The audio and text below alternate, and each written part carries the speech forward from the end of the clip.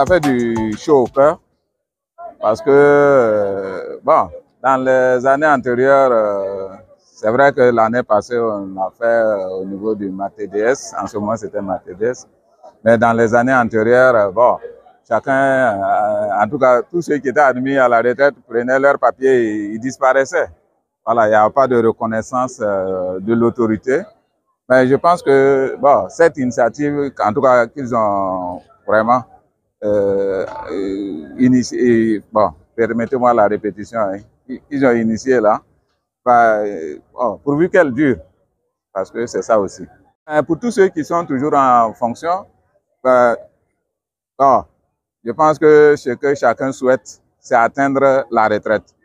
C'est un parcours de combattant et c'est une grâce de Dieu aussi. C'est une grâce divine. Et sinon, bon, c'est pas facile. Le chemin est pas chemin d'embûche. Bon, en tout cas, on leur souhaite que, voilà, au soir de leur carrière réussie, également, on puisse leur témoigner cette gratitude-là.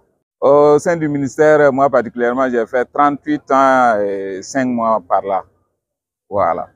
Nous sommes la première promotion du SNP, 84. Voilà.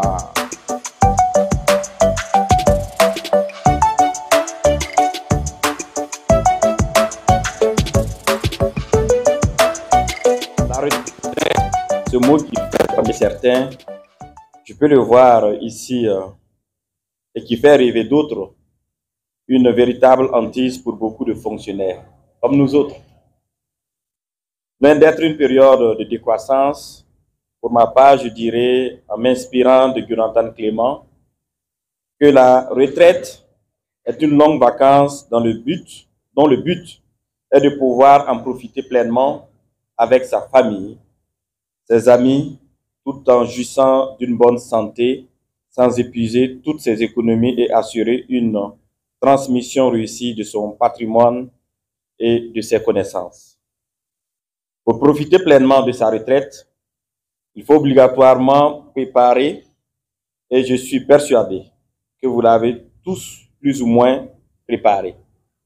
Car 100% des retraités n'ayant pas préparé leur retraite affirment le faire s'ils avaient la chance de retourner travailler. Chers collègues retraités, je saisis cette occasion pour vous témoigner la reconnaissance de l'ensemble du personnel du ministère de la Sécurité et celle des plus hautes autorités du pays pour vos contributions d'une manière ou d'une autre pour le rayonnement de notre département et partant le retour de la sécurité et la paix dans notre cher pays.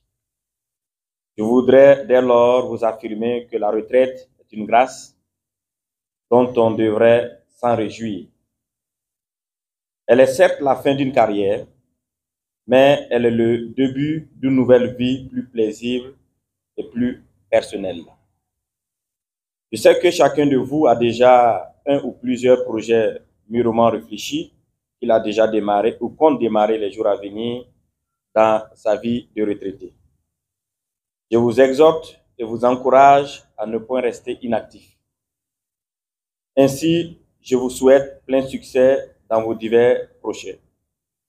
Aussi, l'adoption du projet du décret portant institution d'un plan d'épargne retraite ou reconversion au profit des forces de défense et de sécurité le 22 janvier 2025 par le Conseil des ministres est le signe que la préoccupation du bien-être des retraités est prise en compte dans la vision de son Excellence le chef de l'État président du Faso, le capitaine Ibrahim Traoré.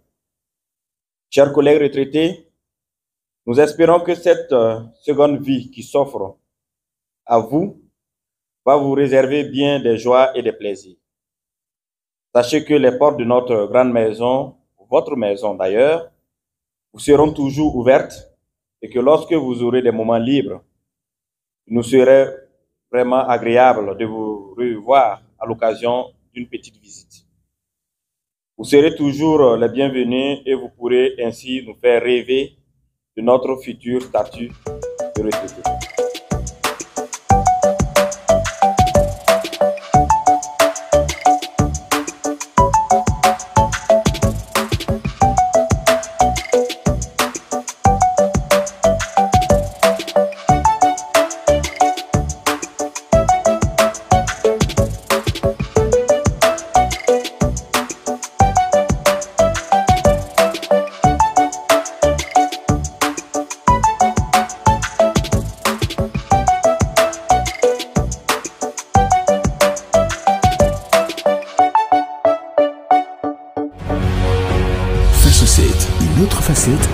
transformation au Burkina Faso.